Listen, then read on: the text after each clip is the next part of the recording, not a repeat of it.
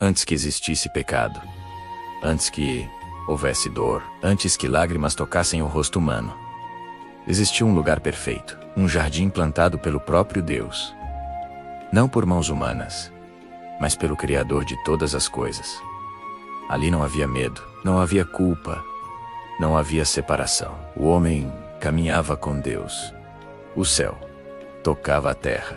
E foi nesse cenário de perfeição que Deus decidiu revelar algo profundo sobre seu coração. Deus havia criado o homem do pó da terra. Soprou em suas narinas o fôlego de vida. E o homem tornou-se alma vivente. Mas mesmo em um mundo perfeito, Deus declarou algo surpreendente. Não é bom que o homem esteja só. Todos os animais passaram diante de Adão. Ele lhes deu nome. Mas entre todos, não se achou alguém semelhante a ele. Então Deus fez cair sobre Adão um profundo sono. Não foi o homem quem criou a mulher. Não foi escolha humana. Foi decisão divina. De uma costela, Deus formou Eva. Ela não veio da cabeça para governar, nem dos pés para ser humilhada. Veio do lado para caminhar junto. Quando Adão a viu, exclamou: "Esta é osso dos meus ossos e carne da minha carne." Ali nasceu a primeira união, sem pecado, sem vergonha, sem separação de Deus. Eva caminhava no Éden. Ela conhecia a voz de Deus. Ela vivia sob sua provisão. Tudo lhe era permitido, exceto uma coisa. Deus havia dado uma ordem clara: da árvore do conhecimento do bem e do mal não comerás. A obediência mantinha a comunhão. A desobediência traria a morte. E foi exatamente nesse ponto que o inimigo decidiu agir. A serpente não apareceu com força. Ela veio com sutileza. Ela não negou Deus diretamente. Ela semeou dúvida. Foi assim que Deus disse. Eva ouviu. Eva respondeu. Eva permaneceu ali. A serpente distorceu a palavra. Prometeu sabedoria. Prometeu poder. O fruto parecia bom aos olhos, desejável para dar entendimento. Eva tomou, comeu e deu a Adão, que também comeu. E naquele instante, algo morreu. Os olhos se abriram, mas não para a glória. Abriram-se para a vergonha. Antes que existisse pecado, antes que houvesse dor, antes que lágrimas tocassem o rosto humano, existia um lugar perfeito, um jardim plantado pelo próprio Deus, não por mãos humanas, mas pelo Criador de todas as coisas. Ali não havia medo, não havia culpa, não havia separação. O homem caminhava. Algumas promessas parecem belas, outras parecem impossíveis. E há promessas que desafiam um tempo, o corpo e a lógica humana. Foi assim com Sara, uma mulher chamada para viver uma promessa que seu próprio corpo dizia ser impossível. Sara ainda se chamava Sarai. Era esposa de Abrão. Deus falou com ele: sai da tua terra, da tua parentela e da casa de teu pai. Não era só Abrão quem estava sendo chamado. Sara também deixava tudo para trás. Ela partiu sem saber para onde iria. Seguiu uma promessa, sem garantias. Mas havia um detalhe silencioso: Sara era estéril. E mesmo assim, Deus prometeu descendência. Os anos passaram. A promessa continuava, mas o ventre permanecia vazio. Sara envelhecia. O corpo enfraquecia. A esperança começava a doer. Ela então decidiu ajudar Deus. Entregou Agar, sua serva, a Abrão. Ismael nasceu, mas aquilo que nasce da pressa humana não substitui a promessa divina. Sara sentiu dor, ciúme, amargura. O erro trouxe consequências. Deus apareceu novamente. Mudou o nome de Abrão para Abraão e Sarai para Sara menos princesa. Deus disse claramente: dela nascerá o filho da promessa. O impossível agora tinha nome, tempo e origem. 3 visitantes chegaram. Um deles falou: daqui a 1 ano, Sara terá um filho. Sara ouviu e riu. Não um riso de alegria, mas de incredulidade. Ela pensou: depois de velha, terei prazer? Mas Deus respondeu: há alguma coisa impossível para o Senhor? No tempo determinado, Sara engravidou. contra a idade, contra a ciência, contra a lógica. Isaque nasceu. O nome significa riso.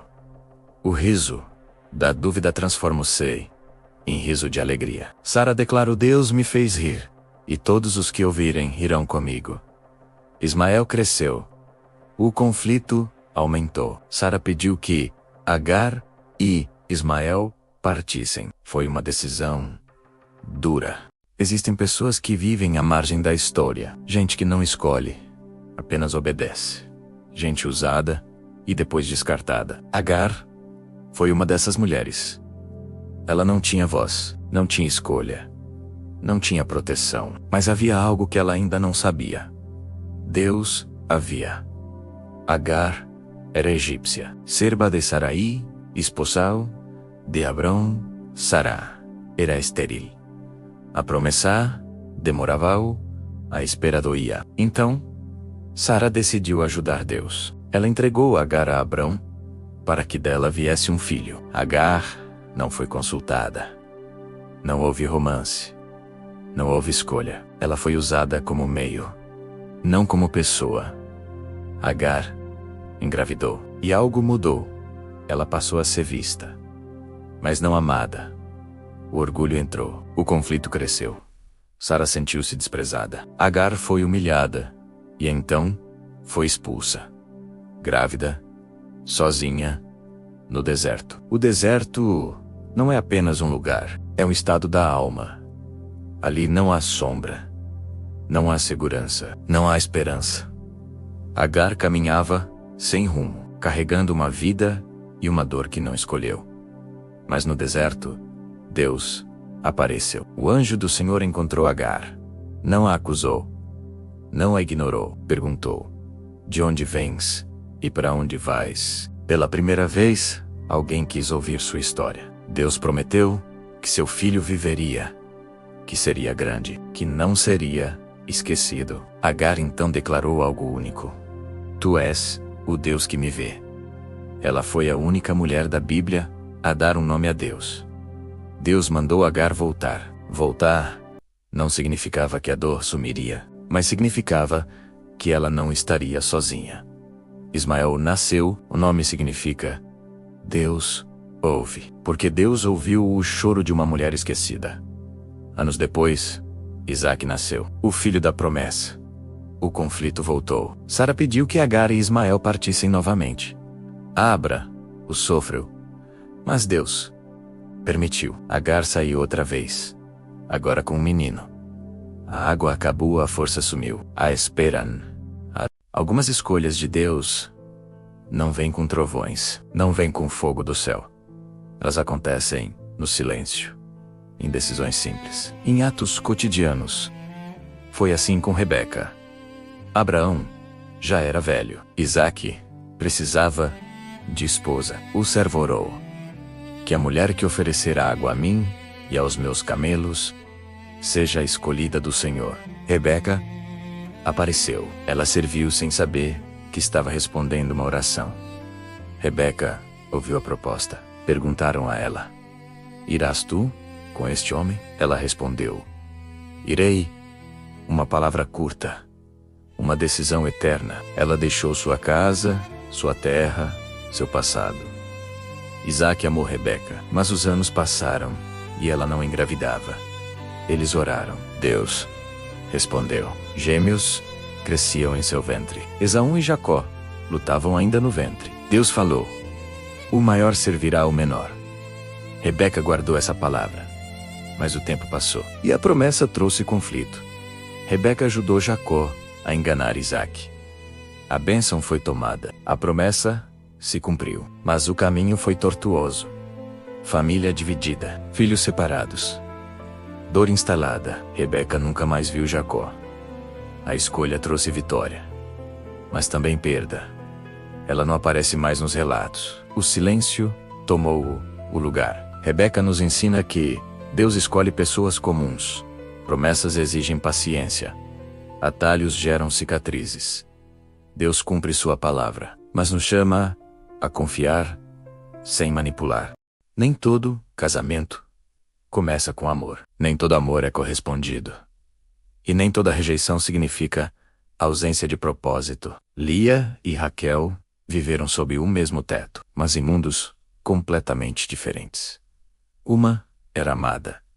A outra era ignorada. Mas Deus estava escrevendo a história de ambas. Jacó chegou à terra de Labão.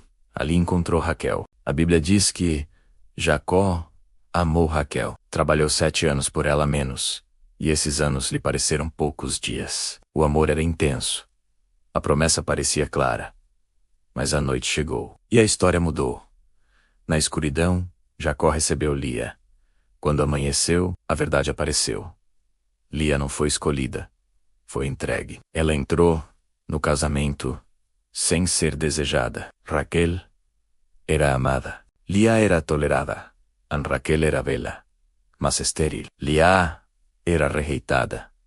Mas Deus abriu seu ventre. Filho após filho, Lia deu à luz. Cada nome era um grito silencioso. Ruben, agora meu marido me amará. Simeão, o Senhor ouviu que sou desprezada. Levi, agora meu marido se apegará a mim. Mas o amor não veio. No quarto filho, algo mudou. Lia disse: esta vez louvarei ao Senhor. Ela o chamou de Judá. Ali, Lia parou de buscar a aprovação humana e voltou seu coração para Deus.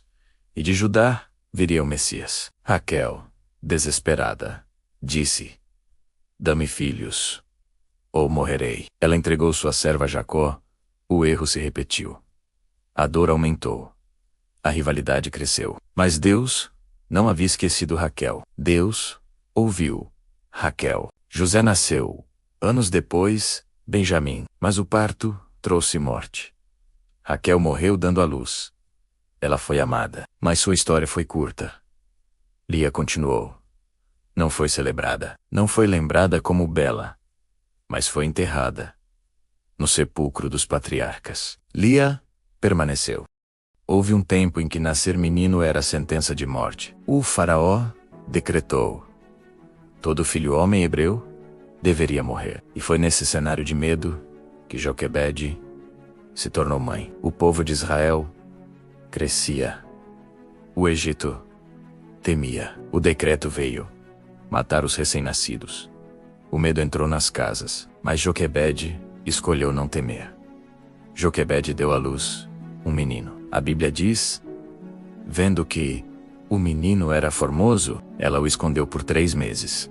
Cada choro era perigo. Cada dia, um risco. Mas o amor é corajoso. Quando não pôde mais escondê-lo, Joquebede preparou um cesto. Calafetou com betume e piche. Não era abandono, era entrega. Ela colocou o menino no rio e colocou sua fé em Deus. A filha de Faraó desceu ao rio. Viu o cesto. O menino chorava. O coração dela se moveu. Miriam observava de longe. Joquebede foi chamada para cuidar do próprio filho. Deus transformou o decreto de morte em provisão. O menino cresceu. Chamou-se Moisés. A coragem de uma mãe salvou uma nação. Joquebede nos ensina que fé age mesmo com medo. Coragem começa em casa, menos mães mudam destinos. Ela não liderou multidões, não falou em público, mas seu ato silencioso ecoou na história. Antes de existir um povo livre, antes do cântico, antes da travessia, houve uma menina que observava em silêncio. Miriam apareceu primeiro como profetisa, mas como vigia. E Deus transforma quem observa em quem proclama. Miriam estava ali, à margem do Nilo. O cesto flutuava. O bebê chorava. Ela não correu. Não se escondeu. Ela observou. Quando a filha de Faraó encontrou o menino, Miriam se aproximou com coragem. Queres que eu chame uma ama hebreia? Uma pergunta simples, que mudou o destino de Moisés. Deus já estava usando Miriam. A Bíblia não fala de Miriam por muitos anos, mas o silêncio não é ausência de propósito. Enquanto Moisés crescia no palácio e depois no deserto, Miriam crescia no coração de Deus. Ela guardava o tempo certo. O mar se abriu pobo ao passo. O exército inimigo caiu. E então Miriam tomou o tamborim. A Bíblia a chama de profetisa. Ela liderou as mulheres em cânticos e danças. Cantai ao Senhor, porque gloriosamente triunfou. O louvor rompeu o silêncio. Miriam e Arão falaram contra Moisés, questionaram sua liderança. Mesmo sendo profetisa, Miriam ultrapassou limites. Deus ouviu. Miriam foi ferida com lepra, não para destruição, mas para correção. Ela foi afastada do acampamento. E algo poderoso aconteceu. O povo não seguiu viagem, até que Miriam fosse restaurada. Uma mulher disciplinada, mas honrada. Deus a curou. O povo continuou. Miriam nos ensina que Deus usa mulheres para proclamar sua glória. Louvor é arma espiritual. Até líderes precisam de correção. Ela vigiou, cantou, errou e foi restaurada. Algumas histórias começam em palácios, outras começam em templos. A de Jobe começou nas muralhas de uma cidade condenada. Ela vivia onde ninguém queria viver, carregava um nome que ninguém respeitava. Mas Deus não vê como o homem vê. E foi ali que a fé encontrou um coração. Jericó estava fechada. O medo havia entrado na cidade. O Deus de Israel era assunto nas ruas. O mar havia se aberto. Reis haviam caído. 2 espias chegaram em segredo e entraram na casa de Jobe. Não foi acaso. Foi providência. Jobe os escondeu no telhado. Mentiu aos guardas para salvá-los. Ela arriscou tudo. Por quê? Porque ouviu, creu e decidiu. Jobe declarou: o Senhor, vosso Deus, é Deus em cima nos céus e embaixo na terra. A fé nasceu antes da libertação. Jobe pediu misericórdia. Os espias fizeram um acordo. Amarra este cordão escarlate na janela. Um sinal simples, uma fé obediente. Raabe não pediu ouro, pediu vida. E colocou sua casa e sua família sob a promessa. O povo marchou, as trombetas soaram e as muralhas caíram. Mas uma casa permaneceu em pé. A casa marcada pelo cordão escarlate. Jobe foi poupada, sua família também. A fé salvou o que parecia perdido. Jobe não apenas sobreviveu, ela foi acolhida. Casou-se com Salmão, gerou Boaz, e Boaz seria o resgatador de Ruth. Raabe, a prostituta, entrou na linhagem do Messias. Seu passado não a impediu. Sua fé a conduziu. O Novo Testamento a cita. Hebreus a coloca entre os heróis da fé. Tiago fala de suas obras. Deus reescreveu seu nome. Jobe nos ensina que fé nasce onde menos se espera. Passado não define destino. Deus salva quem crê. Ela viveu nas muralhas, mas sua fé alcançou o céu. Quando não havia rei em Israel, quando cada um fazia o que parecia certo aos seus olhos, Deus levantou uma mulher, não com espada, não com exército próprio, mas com autoridade espiritual. Seu nome era Débora. Débora era profetisa. Débora era ruiça. Ela se assentava debaixo de uma palmeira, entre Ramá e Bital. Ali, o povo ia até ela. Buscavam direção, buscavam justiça. Ela não gritava ordens, ela ouvia Deus. Israel havia pecado novamente, e Deus permitiu que fossem oprimidos por Jabim, rei de Canaã. Seu comandante, Sísera, tinha 900 carros de ferro. Durante 20 anos, o povo viveu com medo, mas Deus já tinha um plano. Débora chamou Baraque e declarou: porventura o Senhor não te ordenou? A estratégia não veio de um general, veio de Deus. O Monte Tabor seria o palco. O rio Quizon seria a armadilha. A vitória já estava decretada. Baraque respondeu: se fores comigo, irei. Mas se não fores, não irei. Débora aceitou, mas declarou: a honra não será tua, pois o Senhor entregará Sísera nas mãos de uma mulher. Débora proclamou: levanta-te, porque este é o dia. O céu lutou, a chuva caiu, o rio transbordou, os carros de ferro ficaram inúteis. Sísera fugiu, a pé. Sísera entrou na tenda de Jael, cansado, confiante. Enquanto dormia, o inimigo caiu. A profecia se cumpriu. A vitória veio pelas mãos de uma mulher. Débora cantou, não um cântico de glória própria, mas de exaltação ao Senhor. Ela lembrou os corajosos, repreendeu os omissos e glorificou a Deus. Israel teve paz por 40 anos. Débora nos ensina que Deus levanta líderes onde ninguém espera. A autoridade vem da obediência. O céu luta quando o povo confia. Nem toda grande história começa com milagres visíveis. Algumas começam com perdas silenciosas, viagens forçadas e decisões difíceis. A história de Ruth não começa com vitória, começa com fome e luto. Nos dias em que os juízes governavam Israel, houve fome na terra. Elimeleque, Noemi e seus 2 filhos deixaram Belém e foram para Moabe. Ali, os filhos se casaram. Uma delas era Ruth, mas a tragédia chegou. Elimeleque morreu. Os 2 filhos morreram. 3 viúvas ficaram. Sem proteção, sem herança, sem esperança. Noemi decidiu voltar para Belém. Orfa se despediu. Ruth ficou. Ruth declarou palavras eternas. Onde fores, irei. Teu povo será o meu povo. Teu Deus será o meu Deus. Não foi apenas uma mudança de terra. Foi uma conversão de coração. Ruth saiu para colher espigas. O acaso não existe no plano de Deus. Ela entrou justamente no campo de Boaz. Boaz percebeu Ruth, ouviu sua história, protegeu sua dignidade. A graça começou a se manifestar. Noemi orientou Ruth. Na eira, Ruth se colocou aos pés de Boaz. Não foi sedução, foi pedido de redenção. Boaz respondeu com honra. A promessa foi feita. Havia um parente mais próximo. Boaz respeitou a lei. O resgate foi feito diante das testemunhas. Ruth deixou de ser estrangeira. Tornou-se esposa. Ruth gerou Obed.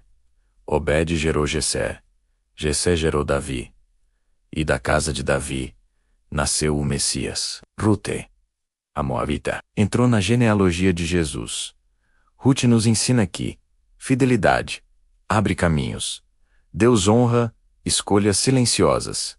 Estrangeiros podem se tornar herdeiros. Ela chegou sem nada e saiu parte do plano eterno.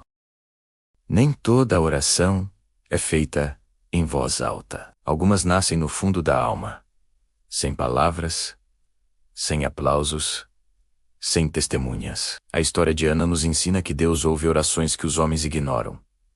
Ana era esposa de Elcana. Ela era amada, mas estéril. Naquela cultura, esterilidade era vista como vergonha. Penina, a outra esposa, tinha filhos e provocava Ana constantemente. Ela chorava e não comia. Ana sofria em silêncio. Todos viam o sorriso. Ninguém via o choro. Eucana tentava consolar. Não te sou eu melhor do que 10 filhos, mas há dores que nem o amor humano consegue curar. Ana entrou no templo. Ela não gritou. Não levantou a voz. Não chamou atenção. Ela falava no coração. Apenas seus lábios se moviam. O sacerdote ele pensou que ela estava bêbada. Até a dor de Ana foi mal interpretada. Ana fez um voto. Se atentamente olhares para a aflição da tua serva e me deres um filho, eu o entregarei ao Senhor todos os dias da sua vida. Ela pediu, mas também entregou. Eli a abençoou. A Bíblia diz: o Senhor se lembrou dela. Ana engravidou e deu à luz Samuel. O nome significa pedido ao Senhor depois de desmamá-lo. Ana fez o que prometeu. Levou Samuel ao templo. Entregar o filho não foi abandono. Foi adoração. Por este menino orava eu. Ana não cantou antes do milagre. Ela cantou depois da fidelidade. Seu cântico fala de Deus que exalta os humildes. Deus que humilha os soberbos. Deus que muda destinos. Samuel cresceu diante do Senhor. Ele foi profeta, sacerdote, juiz, ungiu reis, guiou Israel, preparou o caminho para Davi. Tudo começou com uma mulher orando em silêncio. Ana nos ensina que Deus vê lágrimas escondidas. Silêncio. Algumas histórias bíblicas começam com erro, outras começam com silêncio. A de Batseba começa com ambos. Ela entrou na história não por uma escolha pública, mas por um olhar indevido. Enquanto os reis iam à guerra, Davi ficou em Jerusalém. Do terraço do palácio, ele viu Batseba. Ela se banhava. Ele observava. A mulher era muito formosa. A Bíblia não descreve o desejo dela, descreve o olhar dele. Davi mandou chamá-la. Quando um rei manda, não é pedido. Batseba foi levada ao palácio. E o pecado aconteceu. Ela voltou para casa, mas não voltou igual. Ela engravidou. Davi tentou esconder o erro. Trouxe Urias da guerra. Mas Urias era justo. Então Davi escolheu o caminho mais sombrio. Urias foi colocado na frente da batalha e morreu. O profeta Natã confrontou Davi. Tu és esse homem. O filho nascido daquele pecado morreu. Batseba chorou. Davi jejuou. O céu ficou em silêncio. Depois do luto, Deus visitou novamente Batseba. Ela concebeu outro filho. Seu nome, Salomão. O Senhor o amou. Do ventre marcado pela dor, nasceu um rei sábio. Batseba não ficou na sombra. Ela se tornou rainha-mãe.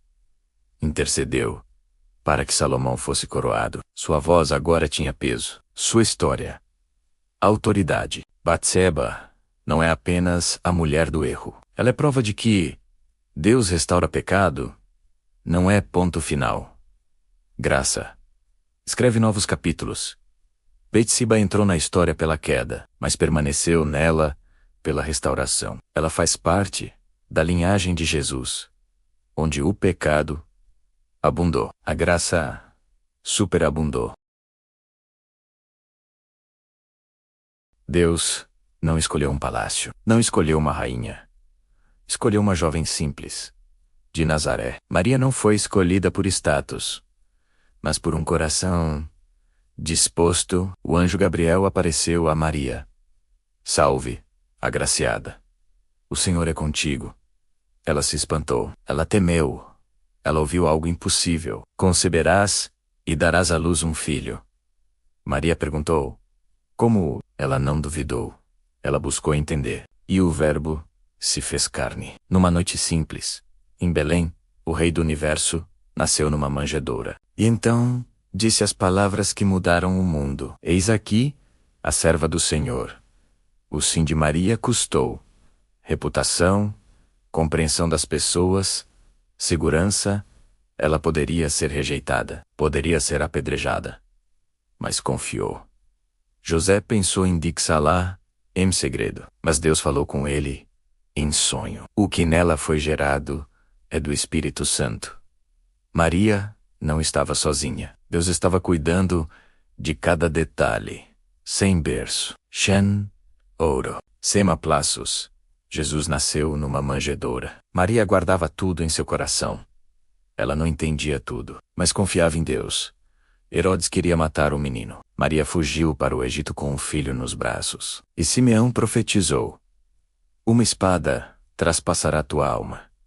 Ser mãe do Salvador não significava ausência de dor. Ela viu milagres. Ela viu multidões. Ela precisou aprender a soltar. Jesus agora pertencia ao Pai e ao mundo. Maria disse aos servos: Fazei tudo o que ele vos disser. Ela não mandou, ela confiou. E a água virou vinho. Maria viu o filho crucificado. Não pôde salvá-lo. Não pôde impedir. Jesus olhou para ela e disse: Mulher, eis aí teu filho. Até no fim, ele cuidou dela. Maria viu a promessa se cumprir. O menino da manjedoura era o Salvador do mundo. Ela foi escolhida não para ser adorada, mas para servir. Ela era conhecida, mas não pelo nome. Era lembrada pelo passado, pelo pecado, pela dor. Mas Jesus a chamou pelo nome: Maria. A Bíblia diz que Maria Madalena tinha sido liberta de 7 demônios. Sete. Número D. Plenitude. Sua dor era profunda. Sua escravidão, total.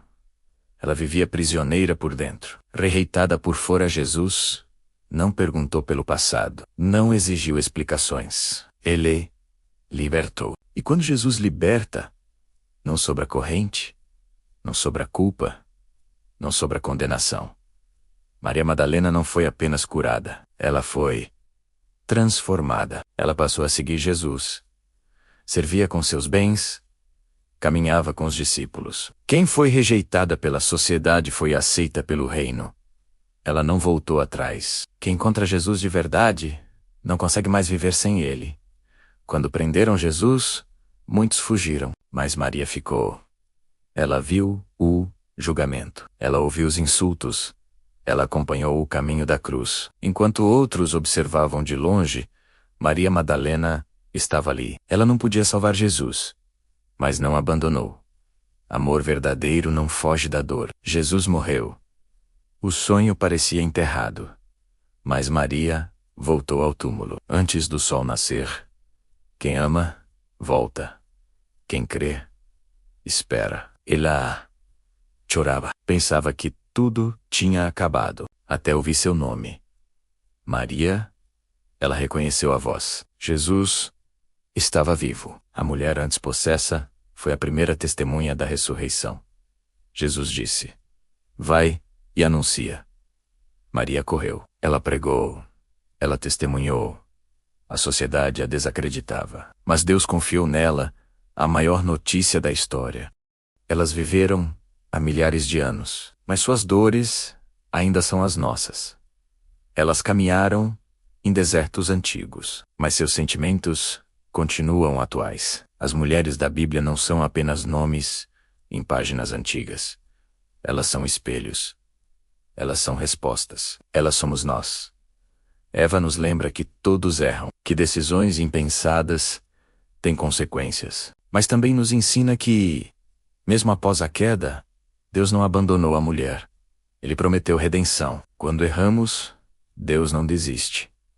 Elas esperaram promessas, enfrentaram frustrações, comparações e silêncio. Deus não se esqueceu delas. O tempo de Deus não falhou. A promessa pode demorar, mas nunca morre. Agar foi vista no deserto.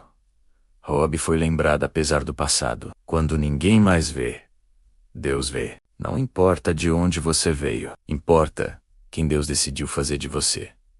Coragem para proteger. Coragem para falar. Coragem para liderar. Deus sempre levantou mulheres quando o povo precisava de direção. A coragem feminina sempre foi instrumento de Deus. Ruth permaneceu fiel. Ana orou em silêncio. Uma colheu redenção. A outra gerou um profeta. Deus honra quem não desiste. Esther se levantou no tempo certo. Batseba foi restaurada. Apesar da queda, Deus transforma histórias quebradas em legados eternos. Seu passado não define seu final. Uma gerou o Salvador. A outra anunciou a ressurreição. Deus confiou nelas o centro da história da salvação. Deus ainda escolhe mulheres improváveis para missões eternas. As mulheres da Bíblia choraram. E nós choramos.